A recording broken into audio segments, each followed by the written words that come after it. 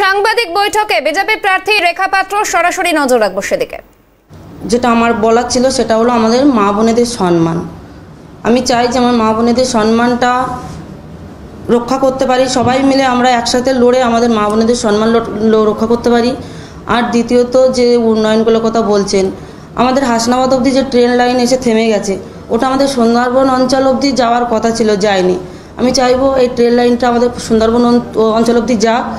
আর যে এখনও অবধি আমাদের গ্রাম অঞ্চলের মধ্যে যে রাস্তাগুলোর কাজ হয়নি, আমি চাইবো সেই রাস্তাগুলো খুব তাড়াতাড়ি রাস্তার কাজগুলো হয়ে যাক। নদীর বাঁধ এবং যে চাষি ভাইদের বাবাদের জমিগুলো কেড়ে নিয়েছে, আমরা চাইবো প্রত্যেকের জমিগুলো ফেরত পাক, ওনারা নিজের জমি নিজের কাছে পাক, নিজেরা যেমন করে আগে চাষ করে সোনার ফসল ফলিয়ে খেতেন তেমনই খাক।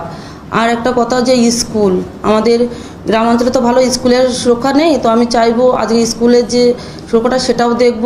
এবং আমাদের এইমস একটা হসপিটাল হওয়ার কথা ছিল এই আমাদের সুন্দরবন অঞ্চলে, আমি চাইবো আজকের যে কল্যাণীতে যে এইমস আছে ওরকমই একটা এইমস আমাদের সুন্দরবন অঞ্চলে গড়ে উঠুক। মানুষের সুরক্ষার জন্য এইটুকু করব আমরা।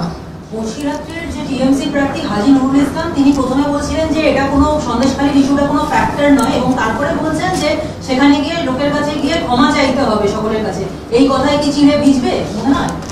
দেখুন, কোনো চিড়ে ভিজের কিছুই নেই। উনি একটা দুর্নীতিগ্রস্ত মানুষ।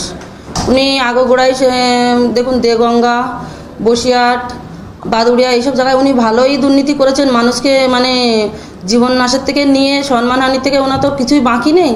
তো ওনার পায়ে ধরার কিছুই নেই, কেননা উনি যেভাবে মানুষটা গেছেন, আজকে তো মিছিলে গেছিলেন সন্দেশখালী, আমি দেখলাম আমাদের সন্দেশখালীর 2-4 জন ছেলে ওই টিএমসির গুন্ডা বাহিনী, আর সব বাইরের থেকে লোক ভাড়া করে নিয়ে গেছেন।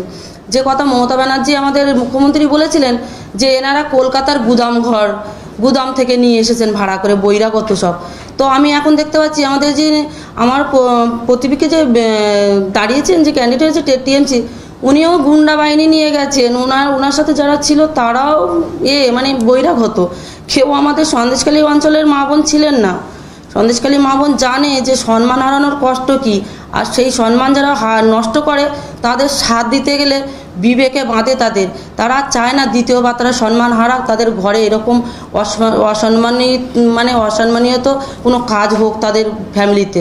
তারা সুরক্ষাটাই চায়, ওই জন্য আজকের হাজী নুরুলের সাথ দেননি ওনারা। আর গ্রামের তৃণমূল নেতারা এখন গ্রামের মেয়েদের বাড়ি বাড়ি গিয়ে শাড়ি দিচ্ছে, গিয়ে বলছে যে তৃণমূলকে ভোট দিন, তাহলে মেরে ফেলা হবে। দেখুন, এতদিন তো আমাদের মুখ্যমন্ত্রী যাননি, আজকে হয়তো লোকসভা ভোটটা ওনার কাছে খুবই প্রয়োজনীয়, তো ওই জন্য শাড়ি দিচ্ছেন। এতদিন মা বোনের শাড়ি খুলেছে, এখন শাড়ি দিয়ে ঢাকছেন। সম্মান নষ্ট করে তো শাড়ি দিয়ে ঢাকছে, সে শাড়ি দেওয়ার কোনো যুক্তিই হয় না আমার কাছে। আমি তো চাইবো যখন ওনার প্রয়োজন ছিল তখন উনি গেলেন না, আর এখন শাড়ি দিয়ে কী প্রমাণ করতে চাইছেন? ওই শাড়ি আমার মা বোনেরা পরবেন না, আর পরলেও ভাববো যে আজকের টিএমসির গুন্ডা বাহিনীরা হয়তো হুমকি দিয়েছেন, তার জন্য জোর করে পড়েছেন। আমার মা বোনেরা আশা করি ওই শাড়ি হাতে গ্রহণ করলেও হুমকির জড়ালোতে ওনারা শরীরে ঠাকাবেন না, ওনাদের অঙ্গে কোনো দিনের জন্য ওই শাড়ি তুলবেন না। বসিরহাটে লোকসভা ভোট হওয়ার আগেই লক্ষ্মীর ভান্ডারের যে বর্ধিত মূল্য এরপর যে ভাতা বেড়ে গেছে, সেটা সবার অ্যাকাউন্টে ঢুকে যাবে। আপনি মা বোনদের কথা বলছেন, লক্ষ্মীর ভান্ডারের কোনো প্রভাব বসিরহাট কেন্দ্রে পড়বে? দেখুন, লক্ষ্মীর ভান্ডার তো টাকাটা তো আমাদের কেন্দ্রের থেকে মনে হয় দেওয়া হচ্ছে, তো রাজ্য সরকারই দেয়। হ্যাঁ, রাজ্য সরকারই দিচ্ছে, তো ওটা আমাদের রাজ্য সরকার থেকে এটা মুখ্যমন্ত্রীর হাতে আছে, মুখ্যমন্ত্রী দিচ্ছে। তো এখানে মুখ্যমন্ত্রীর নাম কেনার কোনো প্রশ্নই ওঠে না, যে দিচ্ছে তারই নাম হচ্ছে না। আর উনি তো চাইছে যে উনি নিজের নাম কামিয়ে আজকের সেই লক্ষ্মী ভাণ্ডার দিয়ে মানুষের সম্মানহানি করতেন। আজকের ওনার লক্ষ্মী ভাণ্ডার যে দেবেন বলছেন, এতদিন এই তো আমাদের জানুয়ারি মাস থেকেই প্রায় অর্ধেক লোকের লক্ষ্মী ভাণ্ডার বন্ধ করে দিয়েছিল। তারপর ফেব্রুয়ারিতে যখন এই আন্দোলন শুরু হয়, পুরো টোটাল বয়স্ক মানুষের ভাতার থেকে নিয়ে আর লক্ষ্মী ভাণ্ডার সব মানে সুবিধা এই বন্ধই করে দিয়েছিলেন। না, দেখুন, যে টাকার বিনিময়ে মানুষের সম্মান যায় তার জন্য আমরা কোনো অভিযোগ জানাইনি।